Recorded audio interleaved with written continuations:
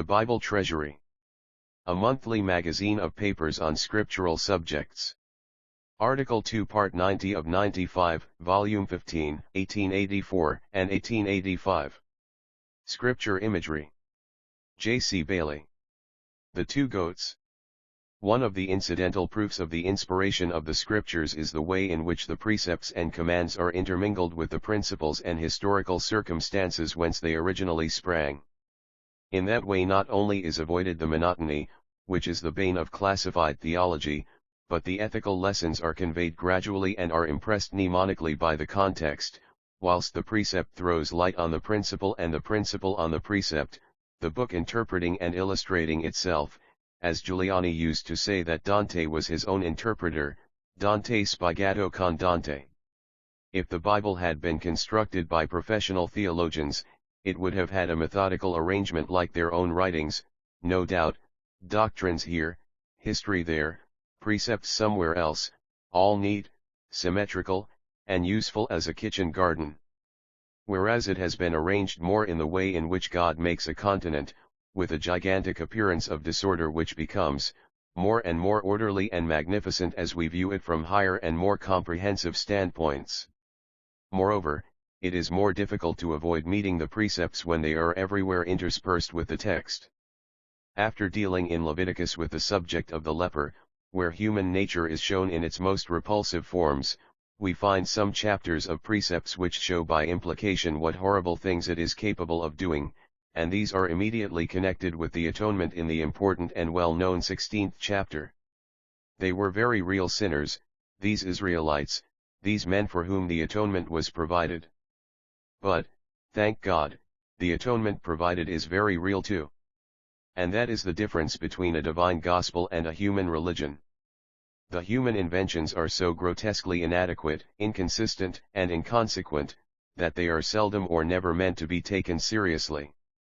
The reply of the ancient oracle, which fairly represents popular religion in all ages, is that man to the pure precincts of Apollo's portal must come pure in heart, and touch the lustral wave. There is no hope for the real sinner, but for the fictitious pure in heart it says, one drop sufficeth for the sinless mortal, all else in ocean's billows cannot lave. Now if a man be pure, he does not require cleansing at all, whereas those who really require and desire cleansing are informed that there is no power that can accomplish it. Men do not practice such preposterous foolishness in any other matters. No one ever saw a doctor professing that one drop of his medicine was sufficient for those who were perfectly well and that not all the medicine he possessed could save any sick person. They that be whole need not a physician, but they that are sick. The fountain which God opens is a fountain for sin and for uncleanness. Thus as these chapters which recount such a fearful catalogue of sins are connected with the great day of atonement, so does the sense of sin at all times, in some form and degree, lead to the apprehension of the atoning work of Christ. And it is the weakening of the sense of sin that in recent times has been undermining the doctrine of atonement and other foundational doctrines of Christianity. A recent writer in the Revue des Deux Mondes says, with us, the notion of sin has long been abolished. Adultery is the contravention of a certain article of the code, the violation of a contract signed in the presence of such and such lawyers. Though I refuse to believe that such words are true of the bulk of the French people, yet unquestionably they are true of a very large number in that and all other nations professedly religious. There are a great many who fancy they can see quite well, but when their eyes are tested, it is found that they are very defective, that they are myopic or, it may be, suffer from daltonism, they are incapable of distinguishing certain colors, most frequently red. These people are astounded when told of the defect and find that others can see what they cannot.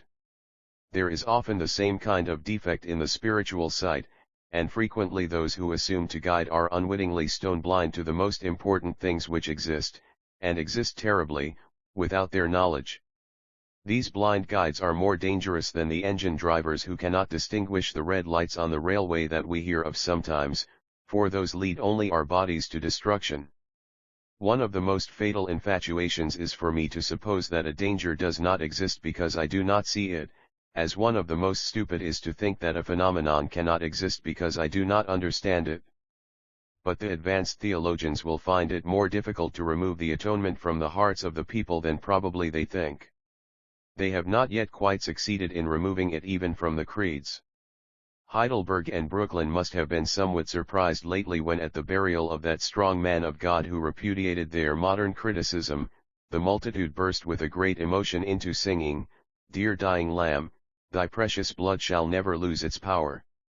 The great day of atonement was ushered in with the most solemn, awful, and imposing ordinances. When modern criticism says that atonement by blood is shocking and terrible, it says what is true.